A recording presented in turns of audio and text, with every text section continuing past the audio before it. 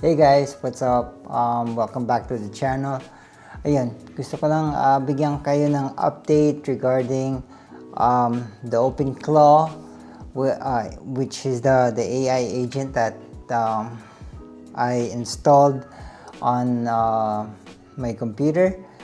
Yun nga, so meron na siyang mga tasks ngayon. Okay, actually 3 tasks. Isa is to keep me updated with the current events, like the US-Israel-Iran war. That usually it sends me at around 7:10 in the morning. The second one is the stock market researcher.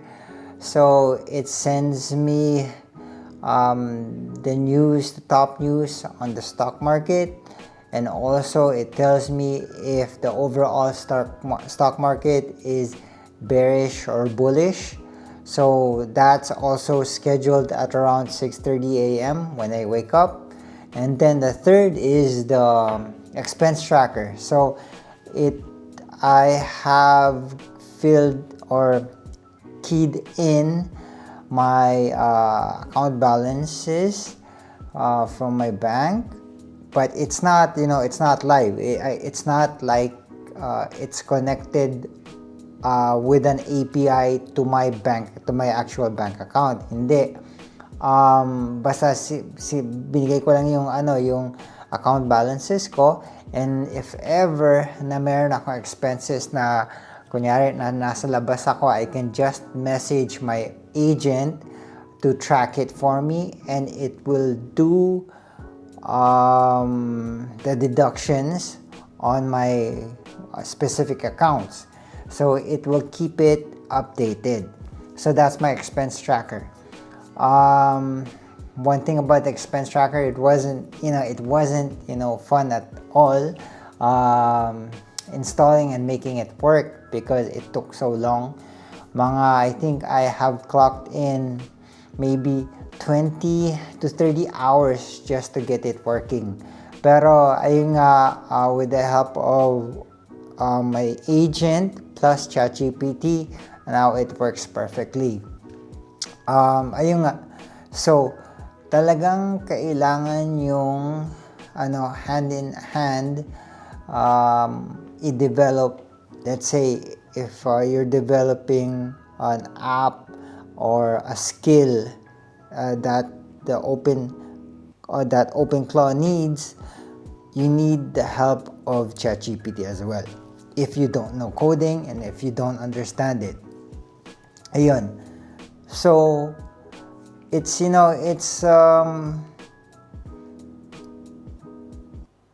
for now, it's exciting to have an agent, but we have to see if it is really useful in time. I mean, let's give it another 2 to 3 weeks kung worth it talaga to get to get a system and that solely uses your OpenAI. Kasi kailangan nyo ng dedicated system, okay?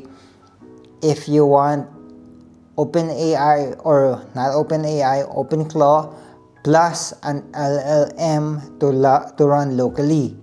So kasi kunyari if you want to run it in the cloud, yes, it's gonna be faster, pero you have to pay for it. Okay, it costs, I don't know how much, because I don't have any plans on subscribing to those APIs, but it costs money. So yun. So I installed everything locally on a computer. Pero ayun nga lang, it runs a little slow, and sometimes if it needs to figure out a lot of things, let's say the logic dun sa expense tracker ko, ayun nga, I mean, ang tagal namin ginawa. So I have to keep on repeating and repeating it, repeating and repeating commands so that it understands how the expense tracker worked. Ayun. I mean, if mararamdaman nyo yung yung workstation nyo or your laptop which the OpenClaw is installed in gets really hot. Talagang it is working. And ayun nga din, ang advice ko is if you are gonna get a system, okay, and also you want to run your agent locally, dapat at least minimum 32 GB ang RAM, ang memory mo. Kasi it will use it up. I mean, yung yung expense tracker lang, it used up all my 16 GB. Just like that. Ang bilis. So, kaya nga ang tagal niyang ang slow niya i-figure out yung yung expense tracker. And also, mararamdaman mo umiinit yung system. Yun, so 32 GB is the minimum if you want to run your LLMs locally. Pero kunyari, if you are gonna subscribe to a paid language model, okay lang. I think 16 GB is enough. Even 8 GB probably is more than enough. Yun. So apart from my OpenClaw and the agent, I haven't done really that much trading. Okay, I know most of my videos are on trading, pero wala. Because I mean, yung market right now is very volatile. Okay, it doesn't follow any rules. Support and resistance hindi valid. Kasi whenever Trump says something bad or something good, it just skyrockets up or crashes down just like that. Ayun. Wala pa akong plano to swing trade. Maybe I am investing on stocks or shares, pero I will hold that long term. Okay, kasi I'm buying the dips also. Ayun nga, pababa yung mga ibang stocks, so better to buy it on its way down because ayun nga din, hindi natin alam kung saan yung bottom ng stock market. Baka we might even miss it. So it's better to keep buying the dips. Ayun yung sinasabi nila. Then yung nga, I think that's it. Yung nga lang, wala pa akong plano to do anything else. Like for my agent, I'll run it 2 to 3 more weeks, to get the feel of it, and also to make sure that it is really helpful in my life. Ayun, and I will update you guys.